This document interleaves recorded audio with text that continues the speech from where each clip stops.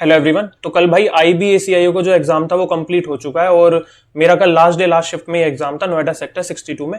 तो इस वीडियो में बात करेंगे कि भाई ओवरऑल क्या लेवल रहा है एग्जाम का, क्या सेफ अटेम्प्ट्स रह सकते हैं, क्या एक्सपेक्टेड कट ऑफ जा सकती है और आंसर की कब तक आएगी, सब चीजों के बारे में डिस्कस करेंगे। बट उससे पहले मैं क्लियर कर देता हूँ भाई कि इस वीडियो को बनाने से पहले मैंने 15-16 लोगों से बात किया जिन्हें मैं पर्सनली जानता हूँ और जिन्होंने एग्जाम दिया है। ठीक है, तो उन सबके रिव्यूज के बिहाफ पे और मेरे पर्सनल एक्सपीरियंस के बिहाफ पे मैं ये वीडियो बना रहा हूँ।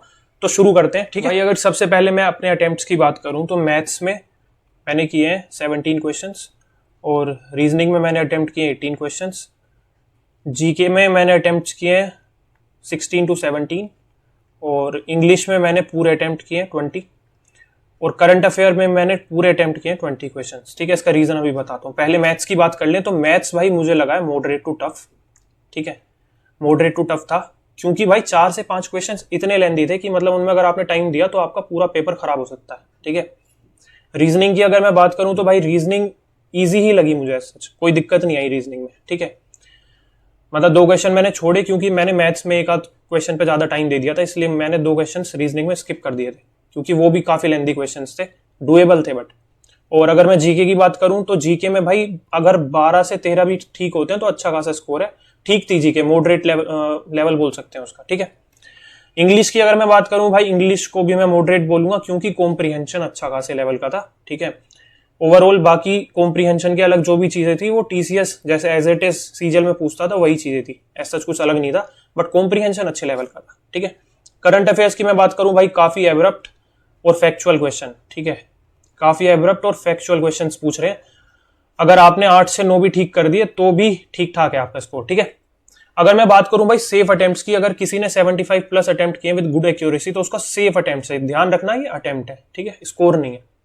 स्कोर की भी बात करते हैं आगे, उससे पहले बात कर लेते हैं कि भाई आंसर की कब तक आएगी। तो देखो टीसीएस एग्जाम करवा रही है। ठीक है, तो टीसीएस 5 से 7 दिन में आंसर की दे देगा मेरे हिसाब से। तो ठीक है, 5 से 7 दिन लगेंगे, आंसर की दे देगा। और एक और चीज की इस एग्जाम को जो है 40K के आसपास बच्चे क्वालिफाई करेंगे, 40,000 के आसपास, क्योंकि इनटू 10 टाइम्स बच्चे लेते हैं। ठीक है, तो भाई अगर एक्सपेक्टेड कट ऑफ की बात करें तो मेरे अकॉर्डिंग 60 to 65 यूआर कैटेगरी की रह सकती है। ठीक है, इससे ज्यादा जानी यार मुश्किल है क्योंकि लेवल ऑफ एग्जाम ठीक था।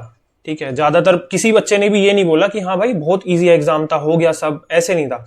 उनमें इंग्लिश में भी काफी ज्यादा एफर्ट्स लगाने पड़ रहे थे कॉम्प्रिहेंशन में या जो भी चीजें थी। ठीक है, और मैथ्स में भी उन्हें एफर्ट लगाने पड़े। सिर्फ रीजनिंग ऐसी थी जो थोड़ी सी बिना एफर्ट लगाए हो जा रही थी। ठीक है, बाकी जीके में भी उन्हें एफर्ट्स करने पड़े। तो ओवरऑल भाई एग्जाम अच्छा था, ऐसा नहीं कोई बच्चा मुझे नहीं मिला कि वो बोल रहा हो कि 70-80 ठीक हो जाएंगे या ऐसा हो जाएगा।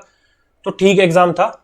तो मेरे हिसाब से तो इतनी ही कट ऑफ रहनी चाहिए। अगर मैं ओबीसी कैटेगरी की बात करूं तो 58 to 63 मान लो, इसके बीच में कहीं। ठीक है, बाकी आंसर की आने पे ज्यादा बेटर आइडिया हम लगा पाएंगे, बट अभी रफली इतना ही मेरे हिसाब से रहेगा इसका। ठीक है, और मैं अपने स्कोर की अगर बात करूं तो भाई मुझे ऐसा लगता है कि मेरा 65 to 70 के बीच में कहीं आसपास स्कोर रहेगा, क्योंकि करंट अफेयर्स में काफी गलत हो सकते हैं और इंग्लिश में भी 2-3 गलत हो सकते हैं। मैथ्स और रीजनिंग में तो मेरे ख्याल से 100% एक्यूरेसी रहनी चाहिए जहां तक मुझे लगता है। बाकी देखते हैं, आंसर की आने पे पता लगेगा।